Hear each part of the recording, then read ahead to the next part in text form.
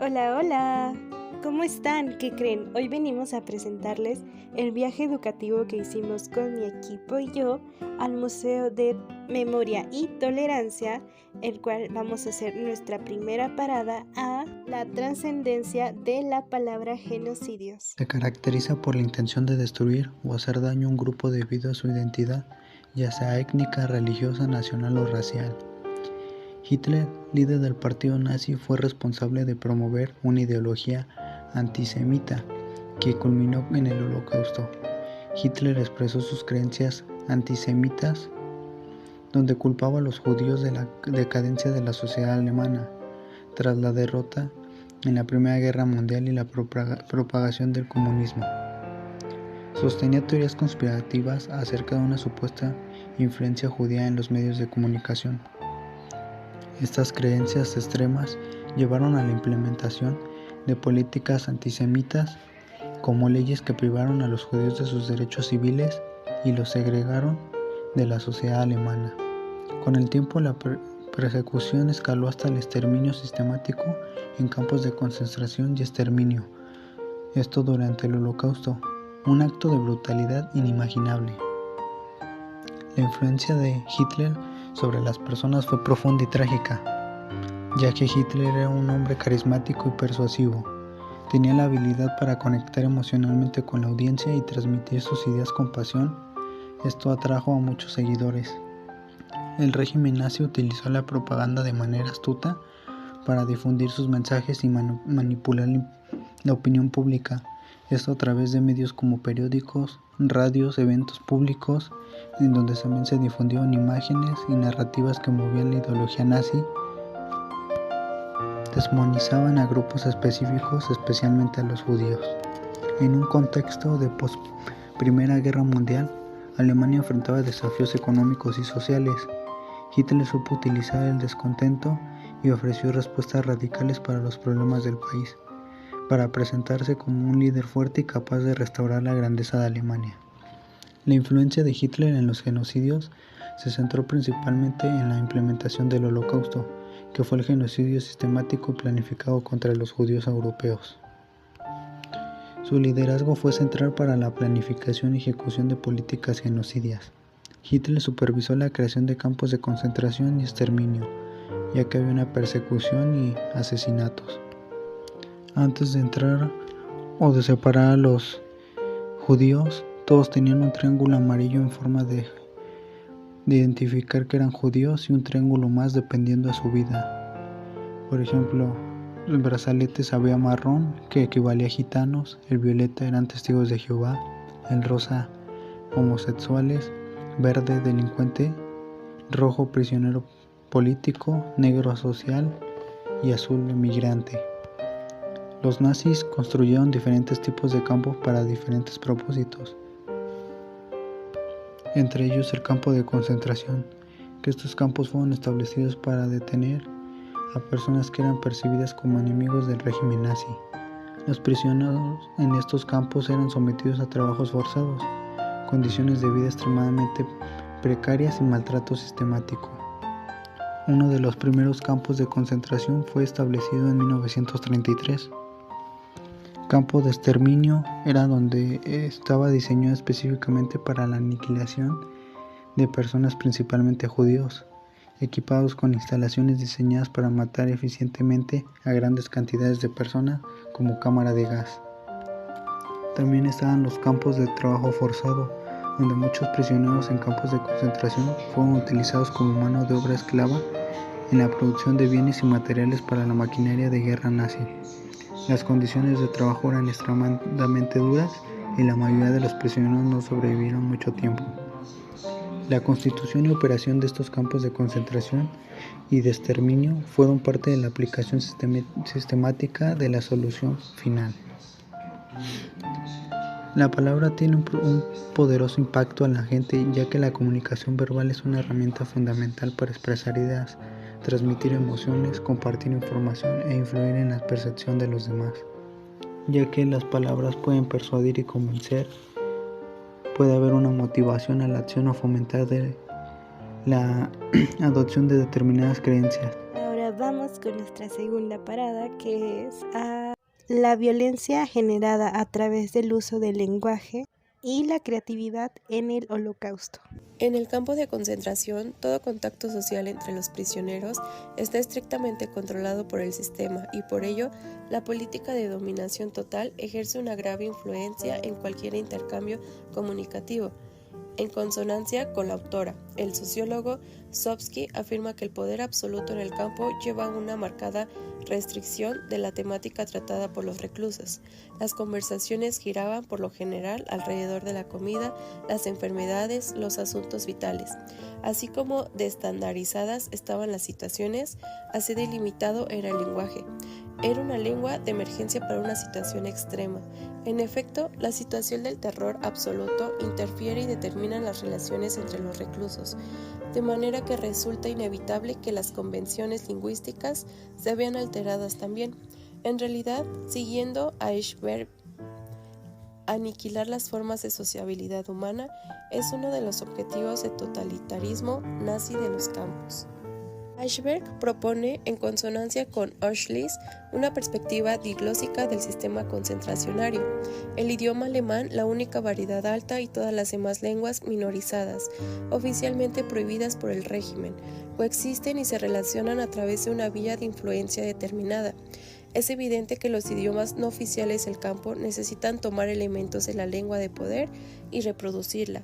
Sin embargo, el perpetrador no se adapta lingüísticamente a la víctima, salvo en casos excepcionales. La lengua alemán del campo se convierte en Hand- und Fachsprache, una forma lingüística técnica y administrativa que conceptualiza la realidad específica del exterminio y concretiza la comunicación especializada para los iniciados. Según la autora, la renovación léxica se produce a través de derivaciones y composición, así como mediante el uso de giros semánticos. Reubicación significa en los campos exterminio. El comportamiento lingüístico del colectivo SS evidencia una clara homogeneidad por parte de sus hablantes, sin importar su posición en la estructura jerárquica del campo. Según Eichberg, el personal supervisor del Lager lleva a cabo de forma deliberada una política de Sprachterror, que significa terror lingüístico. La simetría de los roles sociales se manifiesta también en la fuerza ilocutiva de los actos del habla de la SS, que son percibidos por las víctimas como violentos gritos o aullidos. Además, el lenguaje del terror es marcadamente primitivo y limitado. Para sobrevivir en el campo, el prisionero debe adquirir la lengua empobrecida y primitiva del verdugo. Además de limitado, el alemán que aprenden los reclusos queda a la fuerza deformado. En principio, se trata de captar el sentido pragmático de las expresiones sin adquirir su forma fonética correcta ni su función o semántica específica. Para esclarecer el funcionamiento de la comunicación entre los presos, Eichberg caracteriza los distintos niveles que emergen. En primer lugar, el deportado cuenta con esta forma de la lengua alemana vulgar y rudimentaria, que solo comprende de manera aproximada. En segundo lugar, cada colectivo nacional desarrolla una lengua concreta en la que se manifiestan préstamos, así como deformaciones fonéticas, morfológicas y sintácticas del alemán. El tercer nivel corresponde al saber internacional, que sirve para posibilitar las relaciones entre los presos del distinto origen. Se caracteriza por expresiones multilingües con una base rudimentaria alemana que carecen de flexión verbal o nominal. En definitiva, el Sprachterror de los campos propugna, de algún modo, la pérdida de la propia lengua. Los reclusos debían luchar contra el lenguaje del terror y aprovechar cualquier espacio libre, por reducido que fuera, para protegerse de la brutalidad diaria del Lager. La reflexión de Eichberg sugiere que la lucha continuada por sobrevivir en el campo de concentración es también la lucha por la comunicación. Sin duda, conceptos como terror lingüístico, multilingüismo adverso o economía semiótico apunta a una realidad sociolingüística del Lager determinada por las dinámicas totalitarias del poder que pervierte los principios asociados tradicionalmente a la lengua como herramienta de relación y cohesión al servicio de una comunidad de hablantes. La dimensión comunicativa de la sociedad concentracionaria es, por tanto, un área singular de interés por los estudios que busquen reflexionar sobre los límites más extremos del lenguaje y sus consecuencias sociales, psicológicas y lingüísticas en los afectados. Por última parada tenemos a los procesos de inclusión. Los procesos de inclusión es lo que permite abordar y responder a todas las diversidades y necesidades de todos los que nos educamos a través de una mayor participación en el aprendizaje, las actividades culturales, comunitarias y reducir la exclusión dentro y fuera de un sistema educativo o en nuestro alrededor como sociedad. El proceso de inclusión también pretende que nosotros como sociedad evitemos como esas barreras para que todos participen sin importar lo que ellos quieran ser. En este caso, para ser más específicos, sus características físicas, mentales, sociales, los contextos culturales que tenemos, ser como esa sociedad adaptativa que debemos tener. En este tipo de barreras nosotros tenemos que intentar evitarlas. Sabemos que como sociedad, a veces por más grande que seamos, debemos de aprender a tener tolerancia, respeto, saber que hay una diversidad, que hay y existe más personas aparte de nosotros con diferentes tipos de preferencia sexual, que también debemos de incluir a personas con enfermedades, en este caso, si son unas personas discapacitadas, si tienen enfermedades mentales, no excluirlos de la sociedad. ¿Por qué? Porque nosotros somos parte de una, somos lo que conformamos. Entonces, al no haber como este tipo de tolerancia, de respeto, de que existe esta discriminación, ¿dónde queda ese lado humano de nosotros? Debemos intentar experimentar a base de que no hay otra parte de la vida, otra parte que tenemos que intentar adecuarla para nosotros. Bueno, pasando con la palabra diversidad, es algo que nos tiene que quedar muy claro, ya que la diversidad va a ser la presencia de personas con diferentes características físicas, sociales, personales u organización que tenga entre un grupo o una organización. Estas características más que nada son como, para que quede un poco más claro, es la raza, la etnia, el sexo, género, identidad, la edad, tu religión, capacidad física y mental, los idiomas. Esto es como todo lo que va a haber en torno a nuestra sociedad. ¿Y qué pasa? A veces nosotros o parte de la sociedad comete el hecho de que porque el género, si eres mujer no puedes trabajar o hacer trabajos de un hombre, o si eres hombre no puedes hacer trabajos de una mujer. Entonces, ¿dónde queda esta parte de que debemos tener tolerancia y no hacer el racismo igual? Porque también lo podemos incluir. ¿A qué me refiero con esto? Lo incluimos cuando vamos a una entrevista de trabajo. Lo primero es que a veces te dicen es tu perfil que tienes que tener como físico.